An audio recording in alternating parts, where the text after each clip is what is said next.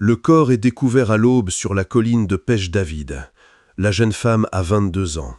Ou plutôt, elle avait. Ce que les gendarmes trouvent ce matin de 1991 n'a plus rien d'humain.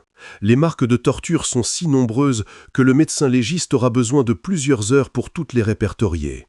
Le visage est tuméfié au point d'être méconnaissable. Le rapport d'autopsie parlera d'acharnement post-mortem, ces mots froids et cliniques qui tentent de mettre à distance l'horreur absolue. Ce n'est pas la première, ce ne sera pas la dernière. Pendant ce temps, à quelques kilomètres de là, dans le quartier tranquille des Minimes, un homme prépare le petit déjeuner de ses enfants. Patrice Allègre, 35 ans, père de famille apparemment ordinaire. Ses voisins le trouvent discret, poli, un type normal quoi. Personne ne soupçonne que les mains qui tartinent les biscottes ont torturé et tué quelques heures plus tôt. Ce double visage, personne ne le soupçonne, pas même sa compagne, qui partage son lit chaque nuit sans imaginer une seconde ce qui hante les pensées de l'homme à ses côtés.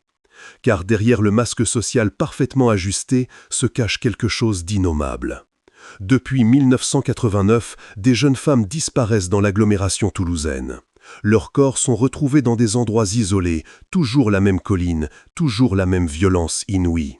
Les enquêteurs parlent de torture, de mise en scène macabre. Les victimes ont entre 17 et 30 ans.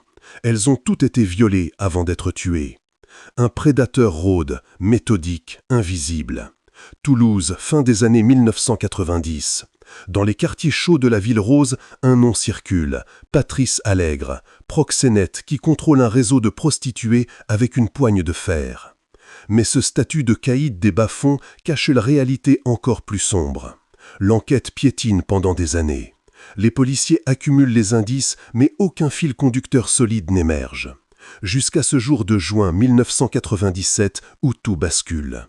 Une agression particulièrement violente sur une prostituée fait remonter le nom d'Allègre. Les enquêteurs décident de creuser. Ce qu'ils vont découvrir va les glacer d'effroi. Dans l'appartement d'Allègre, ils trouvent une collection glaçante, des bijoux, des photos, des objets personnels appartenant aux victimes. Des trophées soigneusement conservés comme des souvenirs de vacances. Mais ce n'est que le début. Car lorsqu'Allègre commence à parler en garde à vue, c'est une véritable boîte de Pandore qui s'ouvre, bien plus terrifiante que tout ce que les enquêteurs avaient imaginé. Dans la salle d'interrogatoire, Patrice Allègre ne correspond en rien à l'image du criminel désorganisé ou du fou furieux. Il est calme, posé, presque souriant.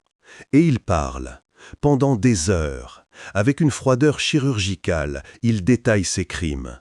Pas tous d'un coup, non. Il distille l'information, comme s'il jouissait du pouvoir qu'il exerce encore sur ses interlocuteurs.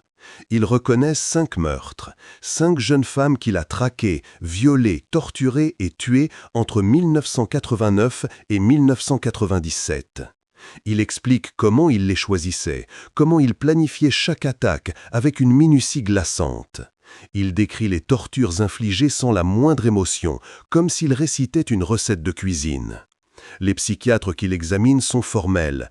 Ils ont face à eux un psychopathe au profil parfaitement défini.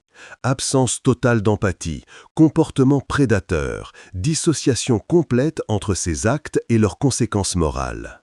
Mais Allègre garde un atout dans sa manche. Lors d'un interrogatoire, il lâche une bombe. Il n'a pas agi seul. Selon lui, des personnalités toulousaines de premier plan, magistrats, policiers, hommes politiques, avocats, participaient à des soirées privées où se déroulaient viols collectifs et meurtres. Il donne des noms, des lieux, des dates. Toulouse entre en ébullition. L'affaire prend une dimension politique explosive. Des carrières sont menacées. Des suicides surviennent parmi les personnes citées. La ville se divise entre ceux qui croient aux accusations d'Allègre et ceux qui y voient une manipulation grossière. Les enquêteurs se retrouvent face à un dilemme terrible. Comment démêler le vrai du faux dans les déclarations d'un manipulateur pathologique ? Car une chose devient évidente, Allègre joue. Il joue avec la justice, avec les médias, avec l'opinion publique. Le procès d'assises qui s'ouvre en 2002 est l'un des plus complexes et médiatisés de l'histoire judiciaire française récente. Pendant des semaines, le tribunal va tenter de percer le mystère Allègre. Qui est cet homme? Un tueur en série isolé ou la pièce d'un réseau criminel bien plus vaste? À la barre, Allègre joue sa partition avec un talent glaçant. Il change de version selon les jours, se contredit, accuse, se rétracte. Les psychiatres témoignent de sa capacité hors norme à manipuler son environnement. Il ne montre jamais de remords sincères, seulement une forme de satisfaction narcissique quand il parvient à semer le trouble dans l'audience. Les expertises se succèdent. Les spécialistes décrivent un individu au fonctionnement cérébral atypique, capable de compartimenter totalement sa vie, père aimant le matin, tortionnaire l'après-midi, proxénète le soir. Cette capacité de dissociation lui a permis pendant des années de mener sa double vie sans éveiller le moindre soupçon. Concernant les accusations visant les notables toulousains, l'enquête conclut à une manipulation. Aucune preuve matérielle ne vient étayer les dires d'Allègre. Les enquêteurs pensent qu'il a instrumentalisé de vraies soirées libertines pour y greffer des accusations de meurtre, dans le but de brouiller les pistes, de se rendre intéressant, peut-être aussi de se venger d'une société qui l'arrête. Le verdict tombe. Perpétuité incompressible pour 5 meurtres avec actes de torture et barbarie. Mais même condamné, Allègre continue son jeu. Derrière les barreaux, il multiplie les courriers, les demandes de révision, change encore de version. Certains enquêteurs restent persuadés qu'il a commis d'autres crimes qu'il n'a jamais avoués. D'autres pensent qu'il affabule pour maintenir l'attention sur lui. Aujourd'hui encore, plus de 20 ans après sa condamnation, Patrice Allègre incarne le cas d'école du psychopathe criminel en France. Les criminologues étudient son parcours pour comprendre comment un tel individu peut évoluer dans la société sans éveiller les soupçons. Car c'est peut-être cela, le plus terrifiant dans l'affaire Allègre, la banalité du mal. Cet homme n'était pas un marginal vivant en reclus dans une cabane isolée. Il était intégré socialement, avait une famille, des amis, des voisins qui le trouvaient sympathique. Le week-end, il emmenait ses enfants au zoo.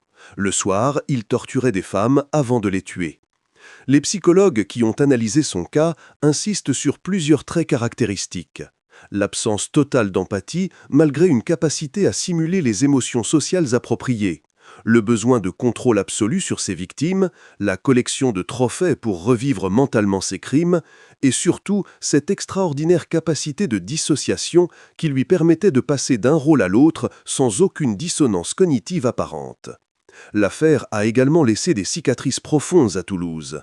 Les accusations d'Allègre, même jugées mensongères, ont semé le doute et la suspicion. Certaines familles de victimes restent convaincues que toute la vérité n'a pas été dite. Des zones d'ombre demeurent. Patrice Allègre purge sa peine dans l'isolement. Il continue sporadiquement à écrire, à demander des révisions de procès, à maintenir ce qui a toujours été son moteur, l'attention. Car pour un psychopathe narcissique, l'indifférence est pire que la haine. Même derrière les barreaux, même condamné à ne jamais sortir, il cherche encore à contrôler, à manipuler, à exister dans le regard des autres. Le monstre a été enfermé, mais son masque, lui, continue de fasciner et d'interroger.